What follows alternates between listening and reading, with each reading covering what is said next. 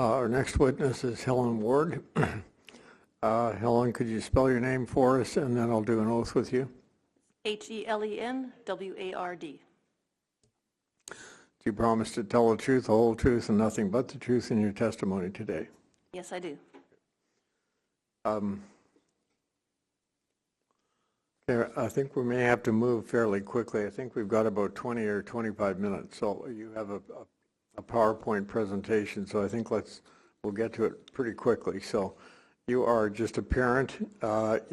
You took over an organization called Kids First Parent Association of Canada about 20 years ago, and you've been producing materials and giving advice and whatnot since then. So I think if that's all correct, let's move to your PowerPoint. Well, let's just get into it. So are children safe in Canada? Where's the button there? Okay. So I'm here to tell you that parents are children's best bet. That's according to Dr. Gordon Neufeld, an internationally recognized Vancouver-based developmental psychologist. It's also according to research findings in the U.S. There was a massive study of over 90,000 adolescents that looked at their health and risk of harm. And risk means things like drugs, alcohol, smoking, sex, violence, self-harm, and crime. And that study found that what emerges most consistently as protective is the teenager's feeling of connectedness with parents and family. Feeling loved and cared for by parents matters in a big way. It also is the opinion of the Supreme Court of Canada, believe it or not. The Supreme Court ruled that parents should make important decisions affecting their children. That's in education and health and moral upbringing, both because parents are more likely to appreciate the best interests of their children and because the state is ill-equipped to make such decisions itself. So child safety is harmed when the state does not protect the parent-child relationship and child well-being. I'm going to rush through a bunch of stuff here. 7 systemic causes of discrimination against the parent-child relationship and 5 areas of discriminatory laws. So the first systemic issue is that there's a huge power imbalance between the state and parents. The state is colonizing the family and displacing parents. This started perhaps back in the 1840s when Reverend Egerton Ryerson wrote 2 reports. One of those reports led to the compulsory school attendance laws and compulsory funding of schools, not parents. And his other report led to the founding of the residential schools, and we know about what happened there. So there was no parent-child rights back in that day, and parents had no power at all. We have discriminatory measures and definitions that cause systemic problems. This is a diagram of society. There's 3 sectors of society: government, market, and civil society, according to standard interpretations. But what's missing? The F word, family. It's not even a part of society in standard measures. Defining, measuring productivity. In the 1880s, the British Census changed the definition of productivity. Before that, men and women were equally productive, 98%. But after the Bean changes changed the definitions, 42% of women only were productive, and 58% of women suddenly became unoccupied, though I'm sure they were still working pretty hard.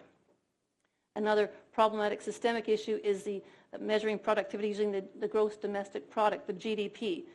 The IMF says that the GDP is an economy's all, that it counts all of the output generated within the borders of a country, but it does not. The GDP was invented in the 1930s by economist Simon Kuznets, who said that the volume of services rendered by housewives and other members of the household must be imposing indeed. And he argued most of his life against how the GDP was used as a measure of the total production and a measure of well-being of society, because it's not. The GDP grows when we spend money on arms, on crime, on pornography, on illness and sickness. And the GDP does not grow when you breastfeed a child, when you look after your loved ones, when you care for people outside of the GDP. We have measures defining gender equity.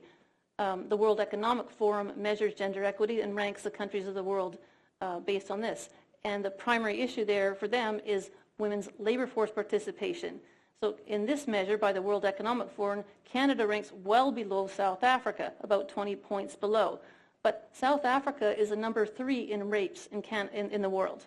And Canada is number 97. Where would you rather live? Where would you rather raise your daughters? We also have measures and definitions about childcare. Now, childcare is the care of a child. But when Statistics Canada says that 60% or 50% of children are in childcare, what they're talking about is children spending any amount of time in any form of non-parental childcare. And they put out these infographics for us to get the message from them. And they'll say that 60% of children are in childcare and 52% are in daycare. But what does that actually mean? Well, you have to multiply the 60% by the 52%. So you get 31% of children aged 0 to 5 in Canada are in any daycare centers or in preschool. That was 2019 statistics. Currently, it's about 19% are in those forms of care, which means that 80% of children 0 to 5 are not in daycare centers or preschool. So the vast majority are not in those particular forms of care. Another structural issue is tax-funded lobbyists. Pierre Trudeau, in his Just Society initiative, started funding and creating advocacy and research groups. The federal government established the Canadian Daycare Advocacy Association, and it funds many other advocacy and so-called research groups. And this distorts public perception and the public debate because some groups have tons of money from the government and others don't have any. Actually, in 2006, the federal government defunded the daycare lobby. We met with Prime Minister Harper in November 2005, and I asked him to defund the daycare lobby, and they did. The next year in April. The daycare lobby is very angry about that. But then in 2015, we had another change of government federally. Then they got their funding back and more. And this is distorting public policy and public discourse. Another structural issue is junk social science. We have PhDs publishing regarding family policy and child policy outside of peer-reviewed journals. And we have non-peer-reviewed reports by banks, business, advocacy organizations, international organizations that are the foundation of much of our child and family policy in Canada. So child, family and education policy in Canada is largely based on junk social science. Last year, Ontario teachers were required to start teaching children cursive writing and phonics. And this was because the Ontario Human Rights Commission said that they were discriminating against children, especially marginalized children, by using unproven teaching methods and harming children's rights. So they said, decades of research shows us what we need to do to give all students equal opportunity to learn to read. But this knowledge has not translated into what is happening in schools. Another systemic issue is the commercialization of research. The Canadian Institutes for Health Research requires that research that it funds is commercializable, which means it has to produce something that you can sell. So then you have a bias towards research that can create, for example, pharmaceuticals that can be sold. But things like breastfeeding, healthy food, parent-child attachment, and fresh air are not commercializable, so they don't get funded. We have another systemic issue, KAT. KAT stands for knowledge translation. This is the process by which research, reports, data gets disseminated from wherever it comes from to the public, to policymakers, and to the media. So KT has put, for example, when I was my newborn son in a mom and baby group in 2008 in February, the nurse told this group of moms of newborns that breastfeeding does not protect against asthma and allergies. And I said, what do you mean? She said, well, there's a study. Well, there's a study. It was a crappy study, but that study was done only a few months before, was taken from the obscure annals of medical research and put into the hands and eyes of moms of newborns to basically discourage us from breastfeeding our newborns. The author of that particular study, well, he had worked for Nestle, and Nestle is infamous for being the world's largest producer of infant formula. So and the largest issue regarding structural issues is there's a process going on that's, to quote the people who promote this, is they're redefining the welfare state. They're replacing familialism with post-familialism and something called defamilialization. What am I talking about? Tax-funded lobbyist Dr. Paul Kershaw, located at UBC, He defines defamiliarization. It's the degree to which individuals can uphold a socially acceptable standard of living independently of family relationships apart from male adult family members and spouses. So it's a directly anti-family policy, which is pushing us towards being dependent on the state and on jobs, and not interdependent on our family members and our friends. These policies go back, we had industrialization in the 1800s, and we needed laws to protect the family from unfettered capitalism and the exploitation of workers and whatnot. So over time, familialist laws protected families and restricted industry. We restricted child labor and women's labor. We had minimum wages, and we had laws restricting what you can sell, what kind of products that industry can sell to people.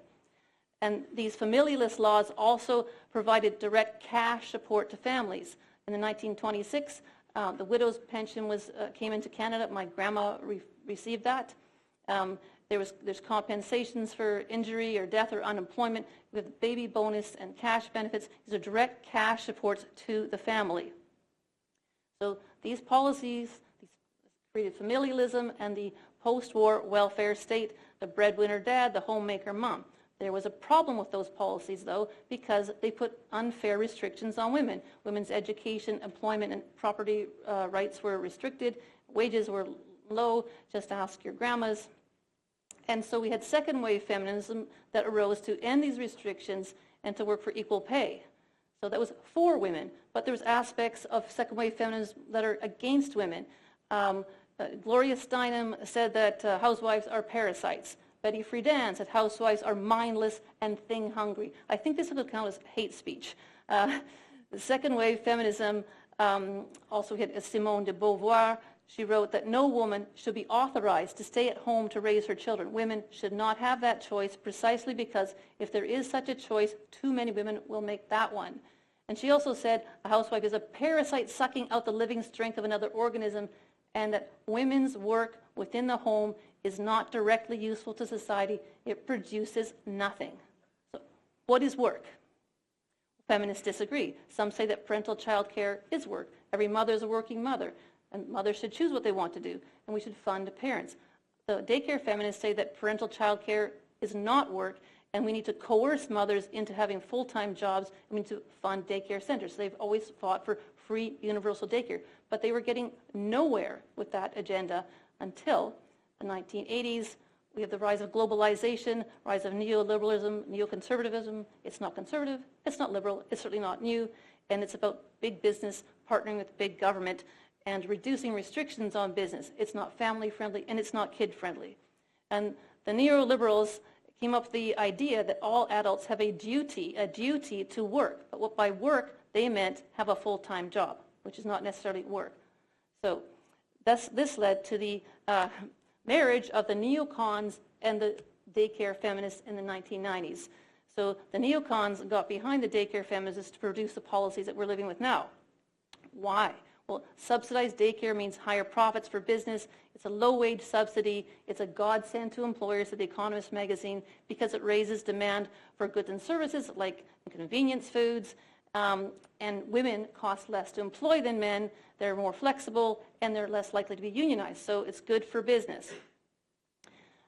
So this redefining of the welfare state in post-familialism reduces protections for children and the parent-child relationship.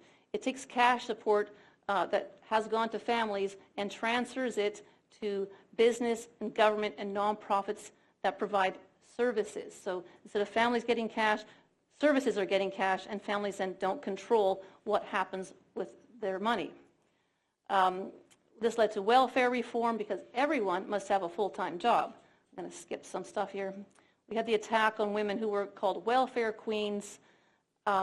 And this led to the 1996 laws where President Clinton said we're going to end welfare as we know it. And that same year in BC, the NDP government said we're going to end welfare as we know it. Because in the past, you could stay on welfare until your youngest child was age 16 or 18. And this was lowered down, and now it's age 2 in BC. In many places, it's age 1, and some places 6 months. What happened to all that money that used to go to the poorest women and the poorest children? Well, It went to corporations to provide wage subsidies for low-wage jobs for the moms, workfare programs, and it went to corporations and nonprofit societies that provided daycare for the kids. So we got McJobs for moms and daycare for the kids. Who got behind this? World Economic Forum's behind this, Business Council of BC, the Bank of Canada present. The World Bank is a key player, and the OECD is also a key player in this agenda. It's not a grassroots movement. So the OECD came to Canada in 2004 to evaluate our daycare system, and they ranked us dead last. And that was on the front pages of all the papers, and they keep talking about this. The co-author of the OECD's report was Helen Penn from the European Commission. And she also wrote a tax-funded paper for a Canadian daycare lobby group about the care of babies and toddlers. And what did she say? Well, babies and toddlers, she wrote, need the freedom to explore and learn out of the range of adult gaze. She rejects attachment theory, she rejects empirical evidence based on it, and she rejects standard empirical measures of the quality of childcare. Rianne Mahan, professor at Carleton University in Canada, also wrote a paper, a tax-funded paper, about the OECD in Canada. And she looks forward to something she calls the new child, the public child. She also rejects attachment theory, familialism, and women's preferences regarding jobs and childcare. In 2002, the OECD and UNESCO got together and published a thing called a state-of-the-art blueprint paper that was called An Integrated Approach to Early Childhood Education and Care. And this blueprint paper, which we are following in Canada and in BC, calls for a new order that avoids a return to the family-centered ideology. It seeks deep changes in society and the professionalization of care. The goal is shared responsibility between the state and family. That's what the paper calls for, shared responsibility between the state and family for the raising of children. The models that the paper recommends include Cambodia, the USSR, Vietnam, and China under Mao, and I'm not kidding. The World Bank, also a key player in Canadian child and family policy. Dr. Clyde Hertzman used to work for the World Bank in Eastern Europe in the 1990s. The fact that he worked for the World Bank is never mentioned in his CV, his obituary, or his many media appearances. But he worked for them, and then he shows up in UBC in the late 1990s, and he founded an organization called the Human Early Learning Partnership, that's HELP for short, at UBC. And HELP, tax-funded lobbying organization, led the push for cheap daycare and all-day kindergarten across Canada and in BC. So there was a reversal of Canadian child and family policy. There had been, in 1999, a federal subcommittee set up called on tax equity for families with dependent children. This subcommittee was set up as a response to a Kids First member, Beverly Smith, making a complaint to the United Nations about the treatment of mothers and children in Canada. The federal government had to act. So this committee wrote a fantastic, actually, report. And they said that our policies for children and families need to promote the best interests of the child, and that parents are the ones to make these decisions about children's care. And our policy should be fair and equitable and neither encourage nor penalize caregiving choices. A very excellent policy set that should have been kept, but it was dumped because of the influence of the OECD and the World Bank. So there was a public discussion paper in BC called Building a Better Future for BC's Kids. And this is how I actually got into this whole area of life. This paper was partly written by Dr. Clyde Hertzman, and it quotes the World Bank, which puzzled me at the time. And it's not about building a better future for BC's kids. That paper was only about building more daycare and a flexible workforce. Because as the RBC, Royal Bank of Canada Vice President Charles Coffey spoke to the World Bank, and he said that childcare is an industry that produces jobs, and that parents, what are parents? They're not parents, they're employees and consumers. That's how we contribute to society. I'm going to get to 5 areas of policy that are discriminatory. I'm just mentioning education. The whole funding the education system the way we do means that parents have no control over it because all the money goes there. And we saw the residential schools and all the results of that. Child care policy, well, the money goes to the child care provider and not to the daycare system and not to the parents. So we don't control the policy. We don't control the care of our children. Child care is defined since 1971 as the care of a child except by the father or mother of that child. That's in the child tax benefit, the child care expense deduction, the CRA laws, and also in the BC Early Learning and Child Care Act. Again, parents don't do child care. And in this bill, C-35, an Early Learning and Child Care Act for Canada, was passed just in this past February. It ensures that over $30 billion, it's close to $40 billion, will go into non-parental child care and into the daycare lobby for their work. So it entrenches those policies. And the intention of these is to coerce parents and women to use cheap daycare. Paul Kershaw, he's one of those at the Human Early Learning Partnership. He says, we need a neoliberal and paternalistic approach which, quote, utilizes the state's coercive power for the purposes of altering citizenry decisions, modeled on neoliberal welfare reform. Women's choices, well, we can disrespect women's choices because women's choices are influenced by the patriarchy and social cultural factors, so women's choices don't really matter. This is what we call feminism in Canada today.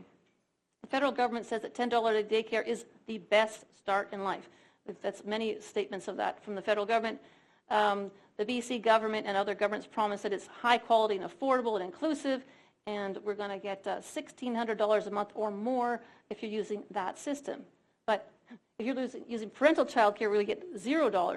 If your child's in a daycare center, they're receiving about $20,000 a year or more, or a lot more per year, per child, for using that system. So most children get $0 of funding, of child care funding for their care, but billions of dollars for children's care doesn't go anywhere near the children or the parents in this country. Is it high quality? Well, all the studies of the quality of child care or licensed daycare in Canada, which are done by the daycare proponents, find that, quote, most licensed daycare in Canada is of minimal to mediocre quality.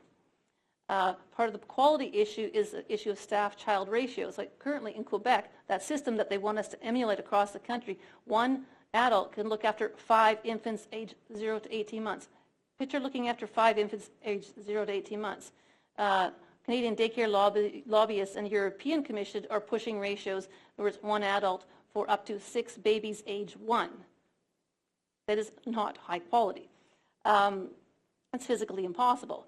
How will children be affected? Well, 2 of the top economists in Canada, Michael Baker and Kevin Milligan from the UBC, did massive study of the Quebec daycare system, 2 studies, and they found that striking evidence that children are worse off, aggression to motor social skills to illness. There's more hostile, less consistent parenting, worse parental health, and lower quality parental relationships, and increased maternal depression. More access to childcare, meaning daycare, is bad for these children. Their 20-year follow-up study found that the sizable negative shock to non-cognitive outcomes persisted to school ages, worse health, lower life satisfaction, and higher crime rates later in life. But the government's telling us that this will improve our society.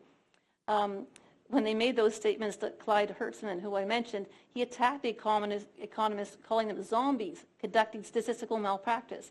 His buddy, World Banker Dr. Fraser Muster, called the report that the economists wrote chicken shit to the Canadian Senate.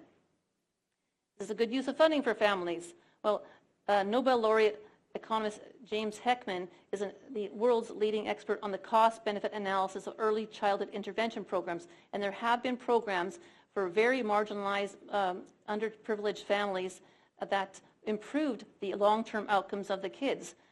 These programs that were successful empowered the mothers, and they found that a few of these programs, for every dollar spent in the long term, $6 was saved because of lowered crime, lower divorce, lower unemployment, and lower out-of-wedlock birth, and that marriage rates and health and education and wages were higher for participants in these very few, very particular targeted programs from the 1960s.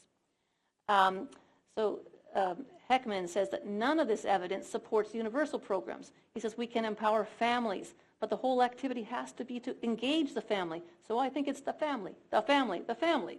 And I don't know if public policy has gotten there yet. But folks at the UBC Human Early Learning Partnership, these tax-funded lobbyists, Hertzman and Kershaw, they lied about what Heckman said, and they weren't the only ones. They used his research about very marginalized families and to say that this applies to all kids, and so that they claimed, and Kershaw spoke to the federal government, and that we will save $3.1 trillion, $3.1 trillion by following the daycare agenda. And he uses Heckman to argue for that, but Heckman didn't say this. Yeah, $3.1 trillion, and that child care services would pay for themselves over time. This is why all the politicians in Canada who vote for these policies think that they're going to save money by putting money in daycare because of the lies of these academics, such as the Human Early Learning Partnership people. And now Heckman responds to these kinds of claims. He's horrified that his research is used to support universal programs, because he doesn't support universal programs. Another huge waste of the daycare funding money is that, for example, in BC, this is recent data, we've created 40,000 new funded spaces since 2018. But 20,000 of those spaces nearly are not operational. That means you've got 20,000 new funded spaces that are vacant. What a colossal waste of public funds. Here we have Mr. Kershaw meeting the top people in the land and sharing his tax-funded research with the top people in the country, Freeland and Trudeau. So I'm going to switch and start talking about child protection services. These are another area where the state interacts with the family, the parent-child relationships. Did you know that here in BC and probably other provinces, anyone can pick up the phone, and there's a 24/7 hotline so that anybody can report a parent anonymously. And when social workers receive that report, they can go to your child's school and take them out of their classroom without your knowledge or consent and interrogate them. The social worker can come to your home and interrogate you or your children apart from you and inspect your home at any time. And if you don't like that and you say no, well, they can get a court order over the phone. They can remove your children with the police help, and this can all happen without evidence being required because of deference to the social worker's opinion. You have no privacy rights, and the laws requiring written, informed, and free consent and timelines regarding when court appearances must take place are routinely ignored. The laws, the child protection laws, assume that the state does not harm children, but we know that it does. The definitions of abuse and neglect and risk in the law are vague, arbitrary, and overbroad, and violate the principles of fundamental justice in the Charter, Section 7. There's no due process. You are guilty until proven innocent, and that's not easy to do. Hearsay evidence, hearsay reports is considered evidence, and anyone can make an anonymous report about a parent, including the children. In the 1990s, Irina Verk, some of you might remember her name, reported her dad accused him of sexual abuse because she was having some challenges at home and she wanted to get out of the house. And so she wanted to go into foster care. Well, she got into foster care, and she was in foster care when she was brutally murdered in 1997. And that is not known and it's not reported. Another area of law that we need to look at is mature minor, so-called mature minor consent laws. Now, in the 1970s, medical doctors wanted to be free of liability for providing birth control or abortion to minors. So BC led the pack. In 1973, BC amended the Infants Act to allow MDs and dentists to let minors consent to or refuse medical treatment. So that was debated in Victoria, and it was limited to minors age 16 plus. And it also said that the MDs must try to contact the parents. Then in 1992, the Infants Act was again amended, and it was new amendments were passed in an omnibus housekeeping bill. There was no debate whatsoever. There was a new NDP government, and they snuck this very controversial amendments into undebated bills. So the new amendments removed all the age restrictions, so any minor, 0 to 18 in BC, removed the requirement to contact parents, and they broadly expanded the definition of healthcare provider. So anybody who's providing a therapeutic, preventative, medical, or cosmetic procedure who's licensed in BC is now a healthcare provider. In 1993, there was a case against trying to strike down, a charter challenge trying to strike down that law. And it's called the Ney case because Ney was one of the complainants. And the judge ruled that reasonable efforts will, determine the children's best interest, will require that concerned parents must be involved, because consulting the parents will be needed to determine if the health care is in the best interest, because parents may need to provide medical history or to provide follow-up care or to fund things. And the judge ruled that all health care providers must be aware of the importance of family relationships to the emotional, physical, and spiritual well-being of their patients. That's a pretty good way of interpreting the law. But this interpretation has been completely ignored. So we have a bad law, and the adherence to the law is even worse. So the healthcare providers are supposed to assess a minor's capacity to make these decisions, but they routinely don't. Just recently I received, well, I didn't receive, my son, who's just left, received a letter to him, addressed to him from the local healthcare providers, because they'd got the information about his address from the schools, soliciting him to use particular medical treatments. So minors have died refusing addiction treatment because they can refuse it because they're mature. A 15-year-old Stephanie Lawrence died in BC.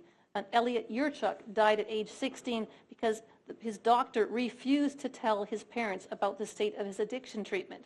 So he's dead too. He died in Victoria. And minors can consent to health care that was not even considered health care back in 1993, such as social transitioning or puberty blockers, or perhaps in time, medical assistance in dying. And teachers in the law are not health care providers, but they seem to be allowing, acting as if they were. The last area I'm going to look at is products that harm children. Now, products like alcohol and drugs and cars and lead and cigarettes and porn, all these things have been restricted by laws to protect children. The restrictions can include outright bans or labels on products or age limits or education campaigns. In the 1980s, President Ronald Reagan eliminated restrictions on advertising to children.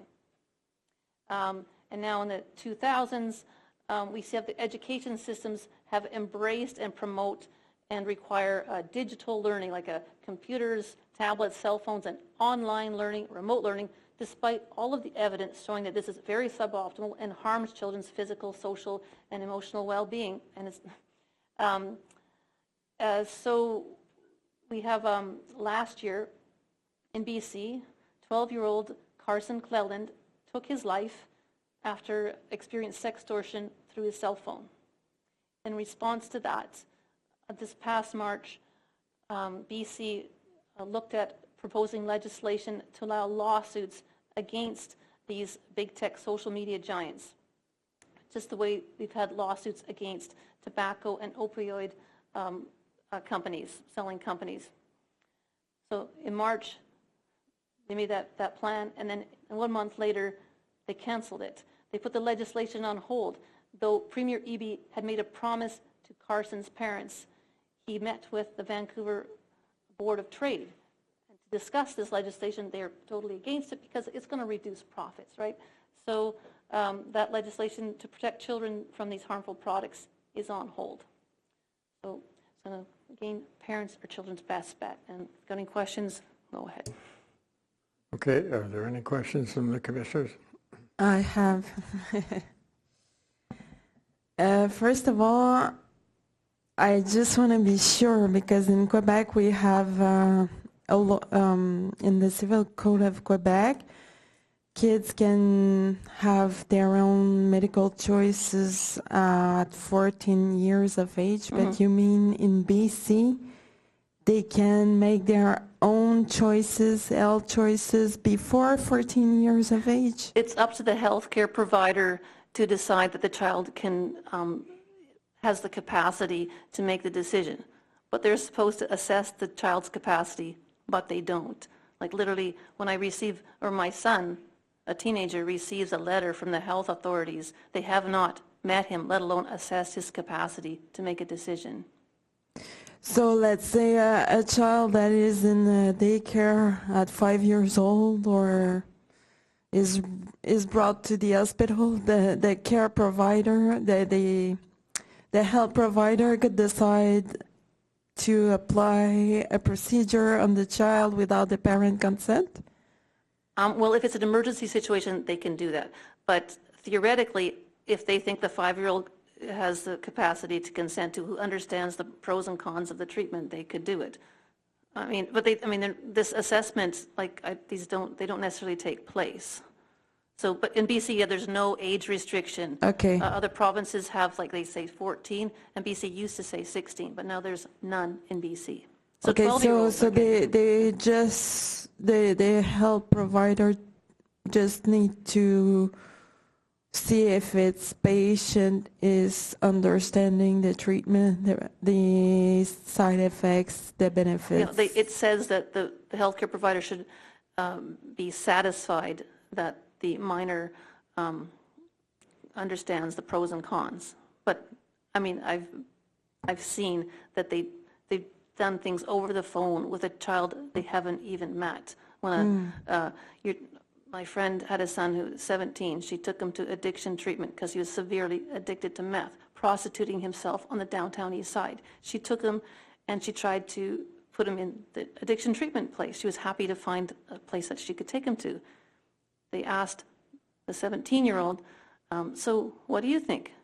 Are you interested in doing this? Is this what you want? It's up to you. Well, he was out of there. I mean, he's still alive by the grace of God. And I would like to know what your organization is doing, its mission, what services you're... So we are a volunteer-run organization, and for example, sometimes parents call with a child protection issue. I'll listen to them, give them some advice if I can, try to find a lawyer. There's very few lawyers who have an area of expertise in this and who are willing to fight for parents. The child protection lawyers typically just tell the parents to do whatever the ministry tells them to do. We're also preparing legal action against the government of BC regarding the child care laws that define child care as to exclude parental child care. And actually James Kitchen is one of the lawyers that we've hired to do that. And we're also hoping to take legal action against the government of BC, the education ministry, regarding, I'll just say, the controversy over the issues of sex and identity in the schools, because parents are legally the ones who are in charge of their child's upbringing, moral upbringing, and education, according to international law, according to the Supreme Court of Canada. So we want to defend parents' rights and parent-child rights in the courts against, just to strike down those laws, so the policies that have been created that are violating parents' and child's rights. And what would be your recommendations to for our children to be more safe? Well, it's to parents. The parent-child attachment. I mean, Gordon Neufeld's work, I highly recommend it. The Neufeld Institute. It's just, I cannot give it more recommendation, and it's just the best thing you need to do. It's having a strong attachment to your child, helping your child to be attached to their extended family, neighbors, other people in your community. You've got to build a village yourself. There's not a village. Like the daycare, well, maybe it is a village for you, but it's not really a village for most people. It's who's going to be at your wedding, who's going to be at your graduation, who's going to be at your Christmas party or your bar mitzvah or whatever. Those are your village. It's this building your own village, and parents realizing that how important they are. I mean, the research is so clear, but parents don't know. Parents will trust when we take our children, our most precious things, and we put them in give them to people who we have not even met like in the school system or the daycare system. If you put your child in a daycare center, strangers who you have not even met are going to be doing your child's diapering. If you're okay with that, well, that's okay. But you might want to think about, do you really want that for your child? Like, it's the role of the parent in the child's life has been like sidelined. We have all these organizations and service providers that are crowding out parents, colonizing the family. The family used to be the only game in town, and all these other organizations and businesses and whatnot have grown up over the centuries and the decades and the generations, and they want a piece of that pie, and they're crowding out parents. Thank you. Thanks. On behalf of the National Citizens Inquiry, thank you very much for your presentation. Thank you very much for having me here.